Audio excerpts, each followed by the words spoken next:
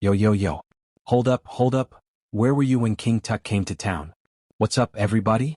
It's your boy Jim Rodriguez, and welcome to the Absolute Chaos edition of Dodgers Latest. Yeah, you heard that right.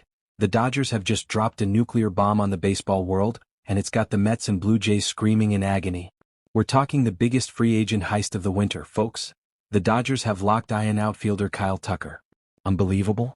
Nah, it's insane. You know, we were all watching the Blue Jays throw down 7, 8, 9 years to snag this guy, and the Mets?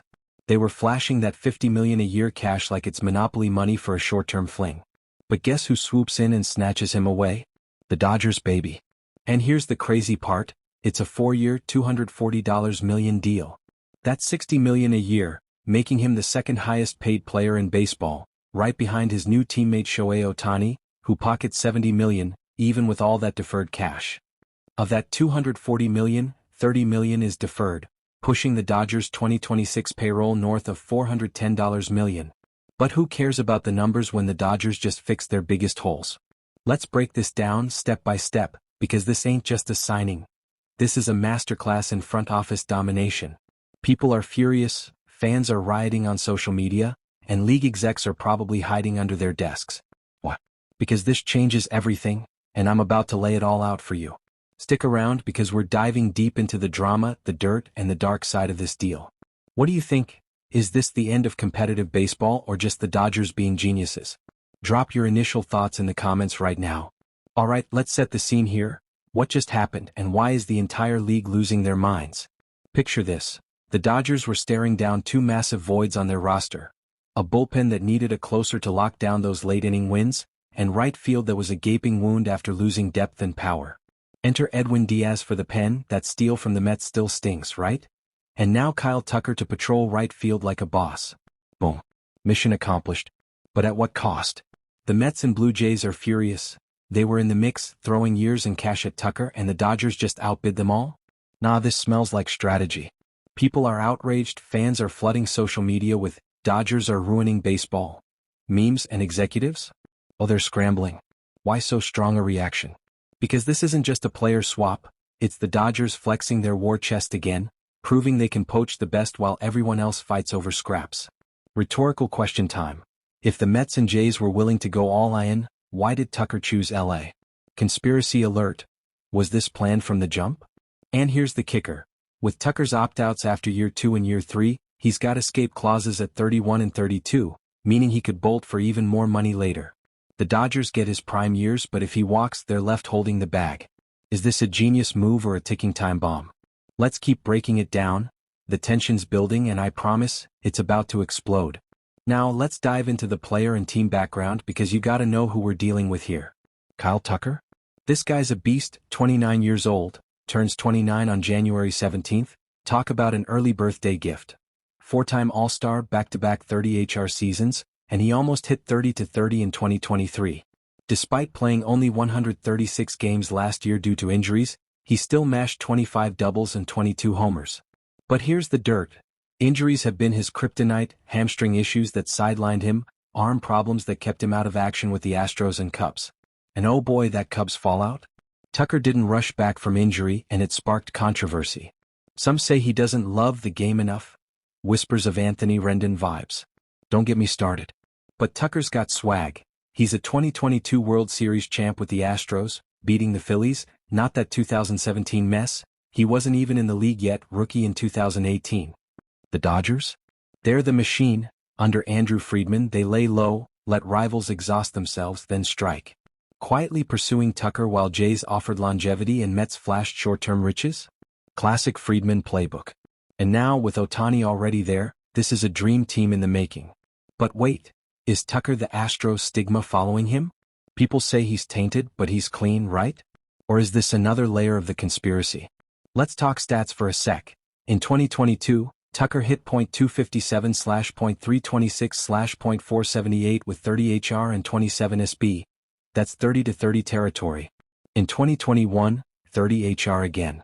Is WAR? Around 4.0 last season despite injuries. The Dodgers are betting on that power to anchor their lineup, but what if the Cubs' drama means he's got attitude issues? Could he clash with the team's high expectations? And the Dodgers' background? They've won 7 World Series, But this winter was about shoring up weaknesses. Tucker's arrival shifts everything. He's not just a player, he's a statement. Here's where it gets conspiratorial, folks. Why is this signing strategic, suspicious, and part of a bigger plan? Think about it. The Dodgers didn't just sign Tucker, they sabotaged their rivals. Jays lose again after missing Ohtani, that infamous plane drama. Remember the slumped shoulders nationwide. Mets get robbed of Diaz and Tucker. This ain't coincidence. It's Friedman manipulating the market, letting teams overpay in years or short-term cash, then swooping in with deferred deals and opt-outs. Tucker can OPT out after year 2 at 31, or year 3 at 32, giving him freedom while the Dodgers lock in value. Suspicious? You bet. Is this about competitive imbalance? Absolutely. Dodgers are building a dynasty one whale at a time. Remember, they ruined baseball by winning, but rivals had their shot. If your org ain't as sexy, look in the mirror. And Tucker's Cubs drama? Maybe he's got beef, but joining LA means revenge tours against Toronto, New York, and Chicago. This is manipulation at its finest. Dodgers setting the bar for payroll, marketing, and sponsorships. Ohtani's deal is already paid off by merch. Conspiracy confirmed. They're not just signing players, they're engineering the league's future. What if this is step 1 in a plan to dominate for decades? And let's speculate. Did Friedman leak false info to the Mets and Jays to make them overcommit? Dark, right? But in baseball, anything's possible. The stakes are huge. This could tip the scales forever. Let's compare this to past signings and league patterns. Remember when the Dodgers stole Ohtani from the Jays? Same playbook. Tucker versus Ohtani, both elite, both high-paid, but Tucker's got that power bat, 30-plus HR, to complement Ohtani's everything, pitching and hitting. Mets losing Diaz and Tucker? That's like the Yankees getting fleeced in the 90s, they're the big spenders now getting outspent. Blue Jays offering 7 to 9 years for stability? Tucker chose LA's opt-outs for youth and freedom. League-wide, this screams imbalance. Small market teams are screaming, how do we compete? Fans? Mets faithful are salty, Jays fans are deflated. Media? Dodgers monopoly, headlines everywhere. Executives? Rivals are furious, plotting revenge. This fits the Dodgers' MO. Quiet pursuit, massive payoff. Compared to the 2019 offseason, Astros signing Garrett Cole for 9 years, dominating. Now Dodgers are doing it with stars. Or think Giants-Dodgers rivalry, Tucker's arrival amps it up. What if this leads to a new era of super teams? Rhetorical, is baseball doomed or just evolving? Now, roster fit analysis, positional issues, depth charts, salary dynamics? Dodgers had right field woes and Tucker Zion. He shifts Teoscar Hernandez to left, fixing that hole. Bullpen? Diaz locks it down. Salary? $240 million with deferrals keeps cap flexible, but 2026 payroll is insane, over $410 million, potentially the highest ever. Development? Tucker's young, 29, but injuries worry, can he stay healthy? Depth chart. Ohtani leads off, Mookie Betts second, Tucker third, avoiding back-to-back lefties. Freddie Freeman cleanup, Will Smith fifth, Max Muncy sixth, Teoscar seventh, Tommy Edman eighth, Andy Pages ninth. Or flip Muncy/Teoscar. This lineup? Unstoppable. But concerns. Tucker's opt-outs mean uncertainty, and at 60 M/year, he's a risk if he bolts. What if injuries hit again? Dodgers have backups like Jason Hayward, but Tucker's the star. Salary dynamics. With deferrals it's smart, but if he opts out they eat $120 million plus wasted. Roster implications. More pressure on young arms like Bobby Miller. Big question. Does this make them unbeatable or vulnerable? Scouting breakdown. Tucker's strengths? Elite power, 30-plus HR potential, 95-plus MPH exit velo, speed, 30 SB upside, stolen base champ potential, defense in RF, gold glove caliber, strong arm. Weaknesses? Injuries, hamstring, arm, plate discipline dips under pressure, strikeout rate up in 2023. Stats. 2023, .284/.349/.517, 22 HR in 136 games, WOBA .366. Projections, 35 HR, 100 RBI if healthy. At 29, peak years ahead, but Cubs drama hints at attitude issues. Fit with Dodgers? Perfect Ohtani synergy, LA's vibe. Comps? Like a young Aaron Judge with better speed. But can he handle the target? Rivals will pitch around him, exploit weaknesses. Advanced, his barrel rate is elite, but health is the X factor. What if he hits 40 HR? Dodgers dynasty solidified. League-wide reaction? Rivals are losing their minds. Blue Jays fans, again? Mets execs, stolen. Cubs. Tucker's return means drama. Fans everywhere, outrage on Twitter, Dodgers cheating. Media, competitive imbalance. ESPN called it a gut punch. Executives? Plotting trades, cursing Friedman. What? Dodgers just got stronger, rivals weaker.